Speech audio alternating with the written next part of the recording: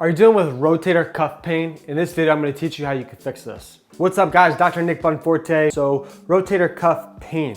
First, we have to understand what the rotator cuff is. So the rotator cuff is composed of four muscles: the subscapularis, the supraspinatus, the infraspinatus, and the teres minor. Those are the four muscles that make up the rotator cuff. And what it is responsible for is basically stabilizing the arm bone into the shoulder, the glenoid, to stabilize it as you move your arm throughout space. So many causes of rotator cuff pain. Common cause, just a muscular strain in either of those muscles, the subscap, the supraspinatus, infraspinatus, or the teres minor. Either of those muscles can get strained.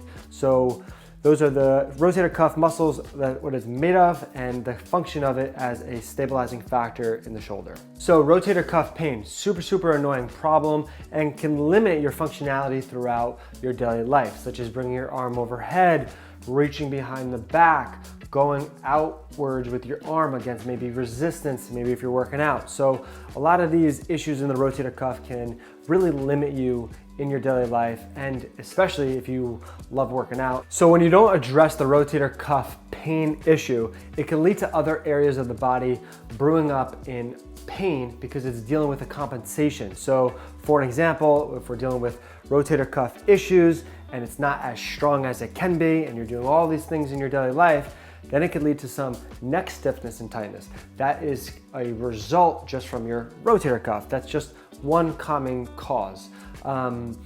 So the main thing is addressing this painful issue so it doesn't lead to these compensations and it doesn't further injure the shoulder. So addressing rotator cuff pain with first isometrics. This is a go-to exercise that I use to address this issue to, one, reduce pain, because isometrics have been proven to reduce pain, have an analgesic effect with your pain, and also it improves the force loading capacity of the muscles. So simply just doing isometrics in 4 different directions: going out, going in, going forward, and going back. So by doing this and stabilizing the muscles in an isometric pattern, we're beefing up the muscle in terms of strength and the amount of load it can tolerate, and at the same time decreasing pain. Once symptoms of rotator cuff pain have decreased and it does not hurt to go overhead, or it hurts minimally to go overhead, activating the function of the rotator cuff as a stabilizer into the shoulder as the arm goes overhead. So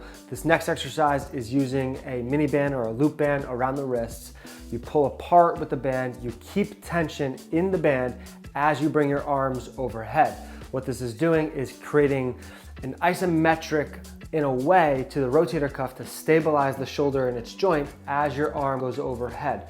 So this is a great one to help pattern the arm going overhead with a stabilizing factor using this band. Another exercise addresses the external rotators of the rotator cuff. So those are the 2 ones on the back, the infraspinatus and the teres minor.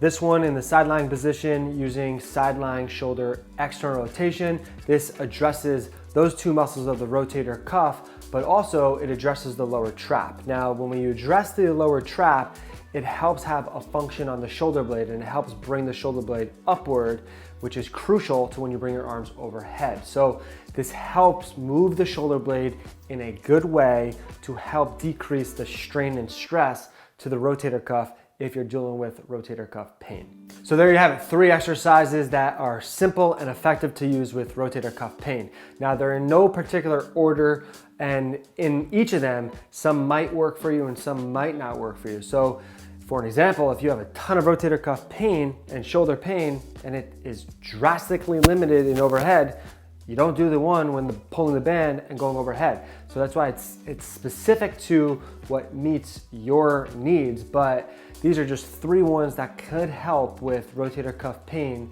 and that I've seen have been super effective. Guys, to really help out with the YouTube algorithm, it would be really helpful if you subscribe, like, comment, leave any questions or comments below, turn on your post notifications so you never miss a video. This is Dr. Nick. I'll see you next time.